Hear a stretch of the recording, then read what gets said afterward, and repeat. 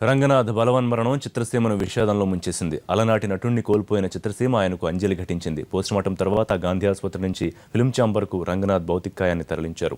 అక్కడ చిత్ర పరిశ్రమకు చెందిన నటులు, సహచరులు రంగనాథ్ పార్థివదేహానికి నివాళులర్పించారు. మనసున్న మనిషి రంగనాథ్ అని అందరికీ ఎప్పుడూ ధైర్యం చెప్పే ఆయన ఆత్మహత్య చేసుకోవడం తమను కలిచివేసిందన్నారు సినీ ప్రముఖులు. రంగనాథ్తో తమకున్న అనుబంధాన్ని గుర్తు చేసుకున్నారు.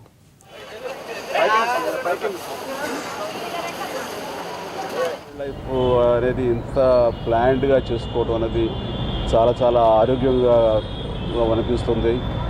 అంతసేపు మాట్లాడుకున్నాము, కానీ ఇంతలోనే ఆయన అంత ఒక బలహీనతకు లోనయ్యి ఈ రకమైనటువంటి బలవన్మరణానికి లోనవుతారని, పాల్పడతారని నిజంగా ఊహించలేదు. ఏవైనా వారిని పోగొట్టుకున్న మేమందరం కూడా దురదృష్టవంతులం. ఆయన లోటు ఈ సినిమా పరిశ్రమకు, ఆయన కుటుంబ సభ్యులకి అది తీర్చలేనిది.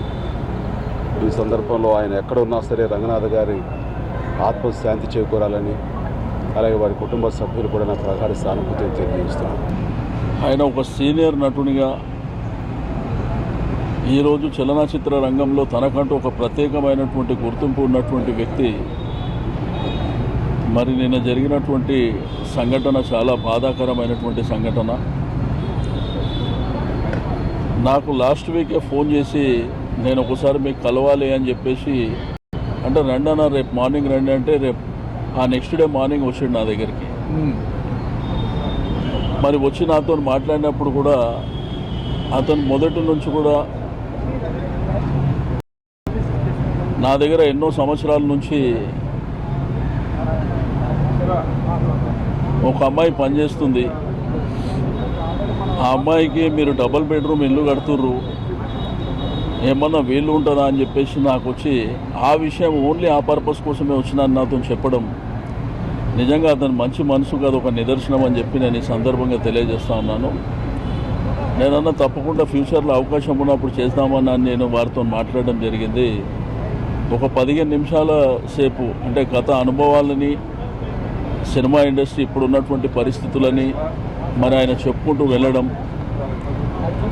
పర్సనాలిటీ కూడా ఒకసారి ఆలోచిస్తే మన చలనచిత్ర పరిశ్రమలో ఒక మంచి పర్సనాలిటీ ఉన్నటువంటి వ్యక్తి మరి ఈ విధంగా మరణించడం అనేది చాలా బాధాకరమైనటువంటి సంఘటన. సినిమాలు ఆయన అమెరికా అమ్మాయి ఇలాంటి మంచి మంచి సినిమాలు చేసినప్పుడు ఆయన ఒక హీరోలోనే ఒక జెంట్ల్మన్ లాగా కనిపించినటువంటి ఒక మంచి ఆర్టిస్టు. నిజ జీవితంలో కూడా ఒక జెంట్ల్మెన్ క్వాలిటీస్ అన్నీ ఉన్నటువంటి ఒక నిజమైన మనిషి. ఆయన చాలా చాలా మంచి తెలుగు సినిమాలో గౌక్కున ఒక మంచివాడు పేరు చెప్పండి అని అంటే రంగనాథ్ గారు అని చెప్పే అంత డీసెంట్ ఆర్టిస్ట్ మనకి. అట్లాగే తెలుగు భాష, వాడు తెలుగు భాషని ఉచ్చారణ ఒక అద్భుతమైన ఈ జనరేషన్లో చక్కటి తెలుగు ఉచ్చారణని మనకి ఇచ్చినటువంటి ఒక మంచి నటుడు రంగనాథ్ గారు ఇవాళ మన మధ్య లేకపోవడం చాలా దురదృష్టం. మనం చదువుకోవటం కాదు, ఇంత గొప్ప అక్షరాలని రాసిన మహానుభావుడు రంగనాథ్ గారు కూడా. ఇలాంటి పదాలు ఎన్నో రాశాడు ఆయన. జీవితం అంచుల్లోకి వెళ్ళి, హృదయపు అంచుల్లోకి వెళ్ళి ఒక అద్భుతమైనటువంటి తత్వాన్ని ఆయన తన కలం ద్వారా చాలామందికి తెలియజేశాడు. అలాంటి మనిషి జీవితం ఇలా ముగిసిపోవడం అనేది మాత్రం చాలా బాధాకరమైనటువంటి విషయం. ఒక లేత వయసులో అజ్ఞానంలో పిల్లలు తొందరపాటుకు చేయొచ్చు, కానీ ఈ వయసులో ఆయన ఆత్మహత్య అంటే మాకు మింగుడు పట్టలేదు. నటుడిగా కన్నా కూడా మాకు స్నేహితుడిగా ప్రాణం ఇచ్చే మనిషి, అటువంటి మనిషి మా మధ్య లేడంటే చాలా బాధగా ఉంది. ఏదైనా ఇండస్ట్రీకి తీరని లోటే, ఈ లోటు పూడ్చలేనిది. ఒక్కొక్క ఆర్టిస్టు వెళ్ళిపోతూ ఉంటే ఆ లోటు ఇక ఎవరూ పూడ్చలేకపోతున్నారు. ఫర్దర్గా వచ్చేవాళ్ళు కూడా కనపడలేదు ఆ ప్లేస్ ఫిలప్ చేయడానికి. ఎక్కడున్నా రంగనాథ్ గారు మనశ్శాంతితో ఉండాలని మేమంతా మనస్ఫూర్తిగా కోరుకుంటున్నాం. ఒక మాట చెప్తే 10 మందికి రీచ్ అవుతుంది. అలాంటి ఆయన కరెక్ట్ సంకేతం ఇచ్చి ఆయన జీవితాన్ని ముగించలేదు. ఈ ప్రపంచంలో అందరూ ఒంటరివాళ్ళమే. ఒంటరిగానే వస్తాం, ఒంటరిగానే వెళ్ళిపోతాం అనేది సత్యం, నగ్న సత్యం.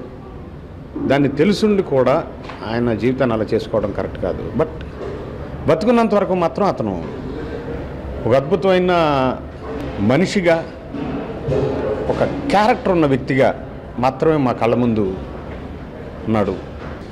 ఎటువంటి సందర్భంలో కూడా ఒక మనిషిని, అవతల వ్యక్తిని కానీ సినిమా ఇండస్ట్రీలో షూటింగ్ జరిగినప్పుడు ఎవరిని కూడా ఒక పల్లెత్తు మాట అనటం నేను ఇప్పటివరకు వినలేదు. మీ ఇద్దరం కూర్చున్నప్పుడు ఎప్పుడన్నా ఉంటే మంచి చెడు చక్కటి సాహిత్యపరంగా మాట్లాడుకోవటం తప్ప మరొక విషయం ఉండేది కాదు. అటువంటిది నాకు ఒరిజినల్గా సినిమా ఇండస్ట్రీలో స్నేహితులు తక్కువ. అందులో నాకు ఫ్యామిలీ ఫ్రెండ్స్ సంబంధించి 3 కుటుంబాలు. ఆ 3 కుటుంబాల్లో ఈయన కుటుంబం, ఈయన వైఫ్, ఈయన పిల్లలు అందరూ కూడా మేము చాలా సన్నిహితంగా ఆయన ఇంట్లో ఏమే శుభకార్యం జరిగినా నేను వెళ్ళేవాడిని. భార్యాభర్తలు ఇద్దరు వచ్చేవారు. అయితే ఒకే ఒక ప్రాబ్లం ఏంటంటే, స్త్రీని గౌరవించటంలో రంగనాథ్ గారు తర్వాతే మనం ఎవరి గురించి అన్నా సినిమా నటుల్లో మాట్లాడాలంటే ఆయన తర్వాతే ఎవరన్నా నిలబడతారు. ఇది మా నాన్నగారు పోయినప్పుడు వచ్చి చాలా బాధపడ్డారు. మీ పూర్ణోదయలో ఫస్ట్ హీరోని నేను, నాకు అంత మంచి అవకాశం ఇచ్చారు నాగేశ్వరరావు అని ఆయన చాలా బాధపడ్డారు మొన్న ఆయన నాన్నగారు పోయినప్పుడు. అటువంటి గొప్ప వ్యక్తి పోవడం నిజంగా సినీ ఇండస్ట్రీకి పెద్ద లోటు. ఆయన ఆత్మకి శాంతి కలగాలని ఆయన వాళ్ళ కుటుంబ సభ్యులకు నా ప్రగాఢ సంతాపాన్ని తెలియజేస్తున్నాను. Thank you.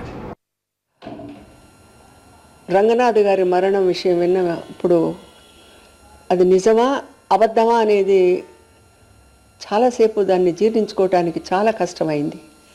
ఎందుకంటే మనం ఎదురు చూడని ఒక అన్యాయం ఇది. అసలు ఇది ఎవరు కూడాను ఆయనతో పరిచయం లేని వాళ్ళు కూడా ఆయన్ని ఇష్టపడతారు, అంత మంచివాడు ఆయన. నాకు మొదట వారు పరిచయం అయింది టికెట్ కలెక్టర్గా. నేను వైజాగ్ అరకు వ్యాలీ షూటింగ్ వెళ్ళి తిరిగి వస్తున్న టైంలో ట్రైన్లో పరిచయం అయ్యారు. ఆ రోజు నాకు తెలియదు ఈయన నేను కలిసి జమీందారు గారి అమ్మాయిలో హీరోయిన్గా యాక్ట్ చేస్తామని, ఆ పిక్చరు మరి ప్రజలు అందరూ ఆదరిస్తారని నాకు తెలియదు. అలాంటి రంగనాథ్ గారు ఆ తర్వాత చాలా పిక్చర్స్లో నాతో నటించడం జరిగింది. మేము యాక్ట్ చేసిన చాలా వరకు పిక్చర్స్ అన్నీ కూడాను హిట్ పిక్చర్సేను. కానీ ఆయనలో గొప్పతనం ఏంటంటే ఎదుటి వాళ్ళని ఏ విధంగానూ నొప్పించరు. మంచి ఆర్టిస్ట్ ఒకటే కాదు, వ్యక్తిగతంగా కూడా మనిషి చాలా మంచితనాన్ని ఆయన దగ్గర చూసి నేర్చుకోవాల్సినంత ఉన్నది. అదే కాక మంచి రైటర్. అదే కాకుండా వాళ్ళ కుటుంబ సభ్యులందరూ నాకు బాగా పరిచయస్తులు. వాళ్ళ నాన్నగారు, అమ్మగారు, వాళ్ళ పిల్లలు, ముఖ్యంగా వాళ్ళ శ్రీమతి, ఆమె కూడా చాలా మంచిది. ఆమెకి జరిగిన అన్యాయం మరి నేను చెప్పలేను. మేడ మీద నుంచి ఏదో కాలు జారి కింద పడిపోతే నడుము విరిగి కాళ్ళు 2 పని చేయకుండా అవి బెడ్ రీడన్ అయితే, ఇక ఆ సేవ రంగనాథ్ గారు చేసినట్టు నాకు అసలు ప్రపంచంలో ఎవరన్నా ఒక భర్త అలా ఉన్నాడా అనేది ఆలోచిస్తే ఇంతవరకు ఎస్ అనేది అనిపించట్లేదు నాకు. ఏమి సేవ అండి ఆయన చేశాడు. ఇలాంటి భర్తలు కానీ మహిళలకు ఉంటే వాళ్ళంత అదృష్టవంతులు ఇంకెవరు ఉండరు. 10 మందికి ఆయన ఉదాహరణంగా ఉండాల్సిన వ్యక్తి. అలాగే మేము ఎప్పుడు కూడా ఆయనతో మాట్లాడుతున్నప్పుడు ఆయన చాలా డీసెంట్గా బిహేవ్ చేస్తారు. మా దగ్గర అసలు జోక్స్ కూడా వేయరు. మేము అలా నవ్వుకుంటూ వెళ్తున్నా కూడా ఆయన కూడా నవ్వుతూ వెళ్తూ ఉంటారు, కానీ మళ్ళీ దానికి తిరిగి ఒక జోక్ కూడా వేయరు. అలాంటి మంచి వ్యక్తి, చదువుకున్న వ్యక్తి, మాకంతా ఆయన రోల్ మోడల్గా ఉన్నవారు. అలాంటి వారు ఇలా చేసుకున్నారు అంటే నాకు చాలా నిజంగా బాధగా ఉంది.